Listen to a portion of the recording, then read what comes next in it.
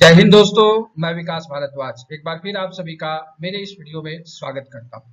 Official language के series का यह पार्ट थर्ड है। इससे पहले दो पार्ट आ चुके हैं और दोनों पार्ट आपको जो है मेरे वीडियोस वाले सेक्शन में मिल जाएंगे।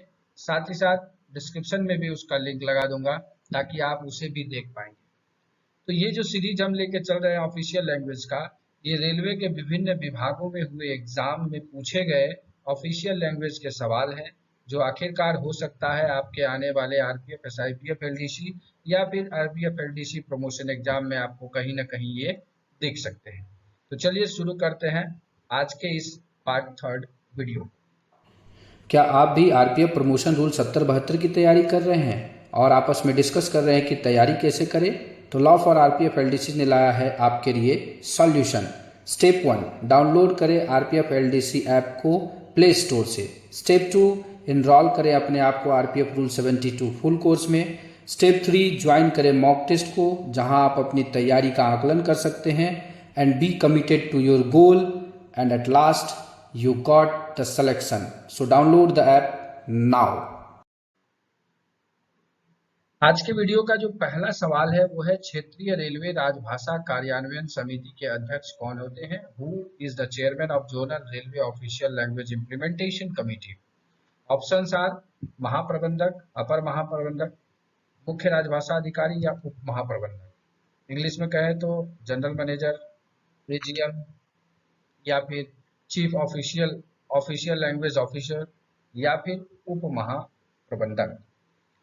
सही उत्तर है दोस्तों, महाप्रबंधक जीएम महोदय इसके अध्यक्ष होते हैं। दूसरा सवाल है, भारतीय रेल पर राजभाषा कार्यान्वयन समिति की बैठक कब कब होती है? When does the meeting of official language implementation committee on Indian railways take place? मतलब कितने दिनों में होता है?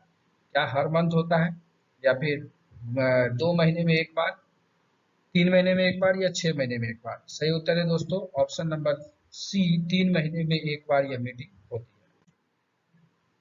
नगर राजभाषा कार्यान्वयन समिति की बैठक कब कब होती है? How often is the meeting of the town official language implementation committee? माह में एक बार, 2 माह में एक बार, 3 माह में एक बार या 6 माह में एक बार? सही उत्तर है दोस्तों 6 माह में एक बार होता है। चौथा सवाल है, निम्न में से किस प्रदेश की राजभाषा अंग्रेजी है? English is the official language of which of the following state? Nagaland, Assam, Tripura या Himachal Pradesh? The correct answer is Nagaland.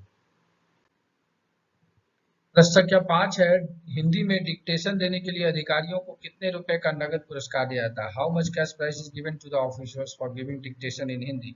2000, 3000, 4000 या 5000 का? सही उत्तर है दोस्तों 5000। तो ये ऑफिशियल लैंग्वेज के सीरीज में आपको हो सकता है कि कुछ सवाल रिपीटेड दिख सकते हैं और कुछ सवाल नए भी दिख सकते हैं, क्योंकि ये मल्टीपल एग्जाम्स के सवालों को लिया गया है।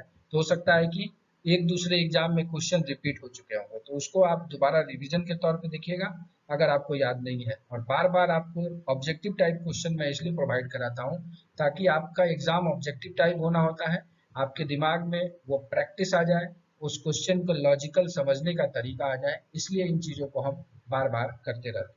चलिए शुरू करते हैं अपने अगले सवाल को।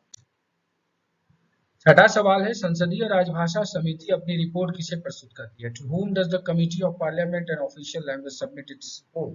क्या वो प्राइम मिनिस्टर को देती है, होम मिनिस्टर को देती है, राष्ट्रपति प्रेसिडेंट को देती है या डिफेंस मिनिस्टर को देती है? तो सही उत्तर है दोस्तों, प्रेसिडेंट को वो अपना रिपोर्ट प्रस्तुत करती है संसदीय राजभाषा समिति। सातवां सवाल है, राजभाषा नियम के अनुसार अंडमान निकोबार द्वीप समूह किस क्षेत्र में स्थित है? 3 राजभाषा क्षेत्र हैं, क, ख और ग। तो अंडमान निकोबार किस रीजन में आता है? तो सही उत्तर है दोस्तों ऑप्शन नंबर ए, क क्षेत्र में वह आता है।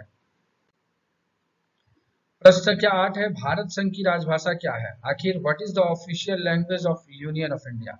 क्या ये ब्राह्मी लिपि में हिंदी है, सिंधी लिपि में हिंदी है, देवनागरी लिपि में हिंदी है या नागरी लिपि में हिंदी है? तो देवनागरी लिपि में हिंदी जो है ये हमारी क्या है, राजभाषा है, ऑफिशियल लैंग्वेज है। 9वां सवाल है, संसद में संविधान का भाग 17 कब पारित हुआ? When was the part 17 of Constitution passed in the Parliament? Constitution में 22 भाग है, अमेंडमेंट के बाद 25 भाग हो चुके हैं, तो 17 जो भाग है वो कब पारित हुआ था? तो सही उत्तर है दोस्तों इसका 14 सितंबर, 14/9/19 1949 को हुआ था और इसीलिए उस दिन हम लोग क्या करते हैं, हिंदी दिवस मनाते हैं। प्रश्न संख्या 10 है, राजभाषा अधिनियम 1963 कब संशोधित हुआ? When was the Official Language Act 1963 amended? कब हुआ? तो 1967 में जो है इसका अमेंडमेंट हुआ, ऑफिशियल लैंग्वेज एक्ट 1963 का। ये बहुत ही सिंपल सवाल है पर हर बार पूछा गया है, मल्टीपल टाइम्स पूछा गया है और एक बार और पूछे जाने की संभावना है कि हिंदी दिवस कब मनाया जाता है। तो 14 सितंबर जो है बिल्कुल सही जवाब है यहाँ पे, सिंपल सवाल। 12वां सवाल है, अरुणाचल प्रदेश की राजभाषा क्या है? What is the official language of Arunachal Pradesh? Dogri, Nepali, Hindi या अंग्रेजी? तो अरुणाचल प्रदेश की भी राजभाषा इंग्लिश है, अंग्रेजी है। सवाल संख्या 13 है, हिंदीतर भाषी क्षेत्रों के निवासियों को दिए गए आश्वासनों को कानूनी रूप देने के लिए कौन सा अधिनियम पारित किया गया? Which act was passed to give legal shape to the assurance given to the residents of non-Hindi speaking areas? तो क्या वो राजभाषा का अधिनियम 1963 था या 1976 था या राजभाषा अधिनियम 1967 संशोधित था या अधिनियम 1965 था? तो ऑप्शन सी अगर देखेंगे तो इसका ऑप्शन नंबर सी हो जाएगा, अधिनियम 1967 जो संशोधित हुआ था वही जो है हिंदीतर भाषी क्षेत्रों के निवासियों के लिए आश्वासन को कानूनी रूप देता है। सवाल संख्या 14 कहता है, राजभाषा नीति की जानकारी देने वाले अनुच्छेद 343 से 351 संविधान के किस भाग में है? तो which part of Indian constitution जो है, articles 343 to 51 giving information about official language policy. तो ये 17वें भाग में है। चलते हैं आगे। प्रश्न संख्या 15 है, राजभाषा अधिनियम 1963 क्यों पारित किया गया? Why was the Official Language Act 1963 passed? क्या ये 1965 के बाद हिंदी के साथ प्रादेशिक भाषा के प्रयोग को जारी रखने के लिए किया गया या 1965 के बाद हिंदी के साथ साथ क्षेत्रीय भाषाओं के प्रयोग को जारी रखने के लिए रखा गया या 1965 के बाद भी हिंदी के साथ अंग्रेजी को भाषा के प्रयोग में जारी रखने हेतु किया गया या उपर्युक्त में से कोई नहीं, इनमें से कोई नहीं? तो सही उत्तर है दोस्तों, राजभाषा अधिनियम 1963 इसलिए आया कि आजादी के 15 साल के बाद तक, मतलब 1965 के बाद भी हिंदी हमारी ऑफिशियल लैंग्वेज तो हो ही जाएगी लेकिन साथ साथ हम अंग्रेजी का प्रयोग भी जारी करते रहेंगे। ऑप्शन नंबर सी इसका सही उत्तर है। प्रश्न संख्या 16 है, राजभाषा नियम किस वर्ष पारित हुआ? In which year of the official language rule was passed? 1963, 1970, 1967 या 1976? सही उत्तर है दोस्तों 1976। क्वेश्चन नंबर 17 है, संविधान के भाग 17 में कितने अनुच्छेद हैं? How many articles are there in 17 part of constitution? 12, 11, 10 या 9? तो अगर हम देखें तो 343 से जोड़िए 351 तक, तो 9 आर्टिकल उसमें आते हैं और ये सही उत्तर है। 18वां सवाल है, दमन एवं दीव और दादर एवं नागर हवेली संघराज्य क्षेत्र जो है, यूनियन टेरिटरी है, वो राजभाषा के दृष्टिकोण से किस क्षेत्र में आते हैं? क, ख, ग या घ? तो 3 ही क्षेत्र होते हैं, क, ख, ग, और ये गांव में पाए जाते हैं। प्रश्न संख्या 19 कहता है, हिंदी में कार्यालयीन कार्य करने के लिए कौन सा पुरस्कार दिया जाता है? अगर कोई व्यक्ति ऑफिस में ऑफिशियल वर्क हिंदी में करता है तो उसको कौन सा प्राइज रिवार्ड दिया जाता है?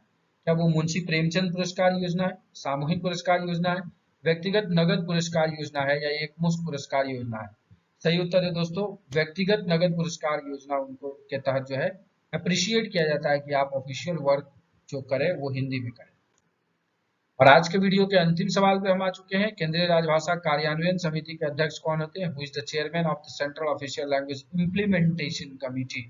क्या वो डिफेंस मिनिस्टर होते हैं, होम मिनिस्टर होते हैं, प्राइम मिनिस्टर होते हैं या राजभाषा विभाग गृह मंत्रालय के सचिव होते हैं? तो सही उत्तर है दोस्तों, गृह मंत्रालय के जो सचिव होते हैं वो इसके अध्यक्ष होते हैं। तो ये पार्ट 3 में 20 महत्वपूर्ण सवालों को हमने देखा। हम लोग उस प्रकार से लेके चल रहे हैं चीजों को कि कहीं से भी किसी भी प्रकार के सवाल पूछे जाएं तो आप उसे एग्जाम में टैकल कर पाए। इसी आशा के साथ कि आप अपनी तैयारी में मस्त होंगे, अपनी जिंदगी में व्यस्त होंगे, इस वीडियो को ध्यानपूर्वक देखने के लिए आप सभी का दिल से धन्यवाद।